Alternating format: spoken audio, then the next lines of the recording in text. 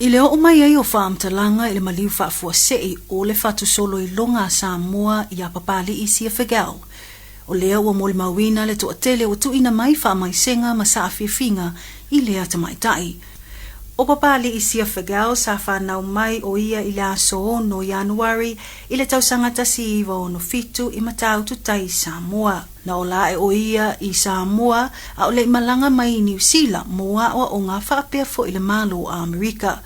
O ia o se whātu solo, o se tusitala ma tagata tusiata fo i longa Samoa, walawi loa i le pasefika, ma le tele o atunuu i ana tusitusiga. I tala anga i leo langa lue o lea tamaita i tusitala ma whātu solo, walawi loa i ana tala ma solo, ai mese ana tusitusiga ua whaingoeina where we once belonged.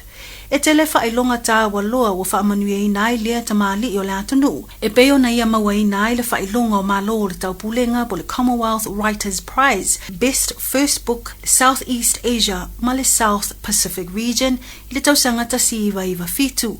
O lana ulua i tusi e peo na ilonga ai le Where We Once Belonged, na vea ai o ia maulua i tamaita i Samoa na manmalo i whailonga tauāloa i tala tusia. E te lea wanoa na amana i ai papali i tūlanga faavaomalo. E pei fo i o na amana i ai o ia o le ulua i tamaita i tusitala Samoa. Na lo lomi ana tala i atunuu faavaomalo, ai mese i le malo a Amerika. O se ulua i tagata pasefika na wala aulia e awai atu, ma maua la wanoa e whaitau ai i se tasi o no fuanga i longa, ma lawi loa i la atu Europa, le Shakespeare's Global Theatre i lo netona. Ua tele universite wa o awina ma whaonga ai ngā luenga ma tusitusiga lea tamaitai o Papali'i Sia Figiel. O le tausanga lua fesifun malwha na whaamawina ai le whaatinoina o se reporti a le CNN i ana tau mawhainga i tūlanga o lona soifua maloloina ma le aafia ai le tino puta ma le suka. I lea li poti na whaamatala ai ma whailo ai le whina tele o lea tamali'i ina e toe maua lona malosi ma whaalalo ai o le tino puta.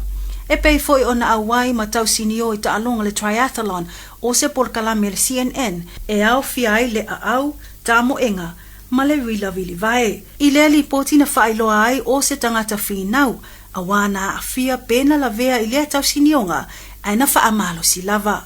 Ai o le tausanga lua wha na whitai ai Papali'i ma whaafi tauli ina wa molia o ia le whasi o te tangata ma le loto iai po o le vaenga wata o le murder i le maliwai o se tasi o tamaitai polo fesa e se wafa ia Caroline Gabbard.